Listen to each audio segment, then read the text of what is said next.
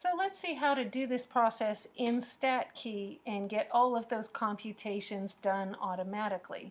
We're going to Statkey, under which we're going to look at Bootstrap confidence intervals, and in this case we'll select CI for slope correlation because we're calculating a Bootstrap distribution for the correlation. This particular data set is in the data drop-down menu, so we're going to select marriage ages husband as a function of wife. So let's go over to Statkey and do that. Bootstrap confidence intervals, CI for slope correlation is right here. And under the drop-down data menu, I can find marriage ages close to the bottom, husband as function of wife. The first thing we're going to look at is our sample over here under original sample. So before we start generating a Bootstrap dot plot, let's see what we've got. N equals 105, that was part of our description. We have our sample correlation of 0.914, and we can see from the graph that this does look like a pretty strong positive linear association.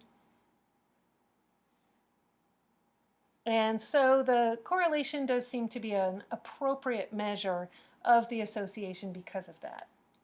So let's fill in those details. Yes. The sample correlation is 0.914, and the sample size is N equals 105. So these answers will be the same for everybody.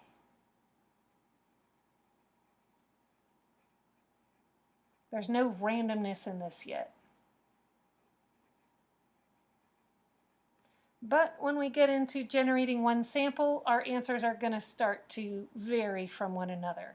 So I will generate one sample and find the correlation, and then I'll examine what that sample looks like. So coming back to Statkey, generate one sample. My sample correlation is 0.927, and I can see that under Bootstrap sample here. R equals 0.927, and I can see what my actual Bootstrap sample looks like. So yours won't look exactly like mine. I can see that I have these two dots kind of clustered together here. These stand out. Those are the same as these two dots clustered together here. And then when I start to look for something that's different, here's my first thing I can notice. I have this cluster of three dots here. I have the same cluster of three dots here, but in my original sample, I have one right below that. In my Bootstrap sample, I don't have that one. So I do have some dots in my original sample that don't show up in my Bootstrap sample. Just like in my introductory picture, there were some guys in my original sample that weren't in my Bootstrap sample. So the correlation of my Bootstrap sample, I believe we just said, was 0.927.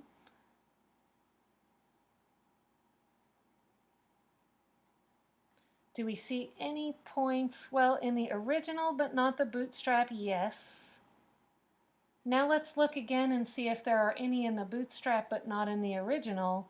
That's a little bit harder to tell for certain, but you can try for a little while and see that all you're going to find are maybe we have some points up here in our original that don't fully show up in the Bootstrap, but you should not be able to ever find any point in the Bootstrap sample that is not in the original.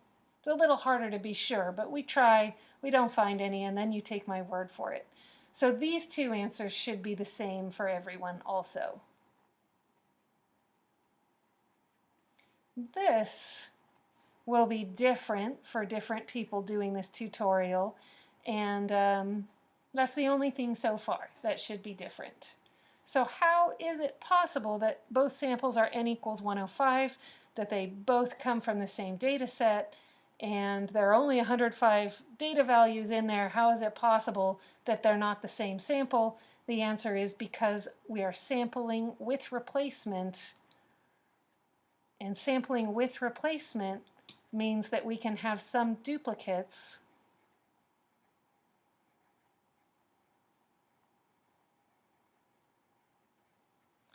it'll generate some duplicates of the values in the original sample, or in this case ordered pairs in the original sample, and it'll leave some out. So what we can't tell by looking at this is that in some of these places where we have this point here and this point here, in some of these cases we have two dots, one right on top of another, but it just shows up as one. So we would have to look at the actual data list for our Bootstrap sample if that were possible in order to see that happening. So we'll continue on now and generate some more samples. We're going to generate one sample again, just write down our sample correlation, which will be R. And we should at that point have 2 points in our Bootstrap dot plot. So coming over here, generate one sample. That one is 0.925 in my case. And again, that's going to be different from yours. Oh, actually, I'm sorry, 0.924. I was looking at the mean. So 0.924 is my next correlation. And I have 2 dots in my Bootstrap dot plot. I'm going to generate samples one at a time until I get to 10 samples, so 10 dots in the Bootstrap dot plot, and then track the mean and standard error. So 3, 4, 5, 6, 7, 8, 9, 10. I can track my number of samples up here and see that that is in fact 10. And it looks like the mean of my dot plot is now exactly what my sample correlation is. Yours may be a little bit off, but it's probably fairly close. I would guess it's probably within a couple of thousandths. And my standard error is 0.028. Again, yours might not be exactly that. So we've gotten a mean of the Bootstrap distribution that is exactly equal to our sample statistic, or something close, maybe in your case, and a standard error estimate of 0.028, and these should vary. This also should vary from one person to the next doing this tutorial. Now we'll go ahead and generate 1,000 samples and see what the mean and standard error are,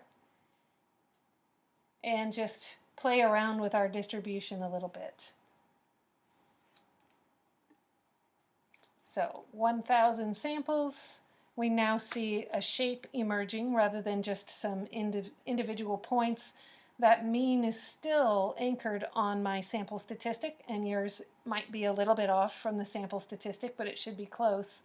Our standard error, my estimate is now 0.018, so it looks like that 0.028 was probably pretty far off, and we're starting to converge now.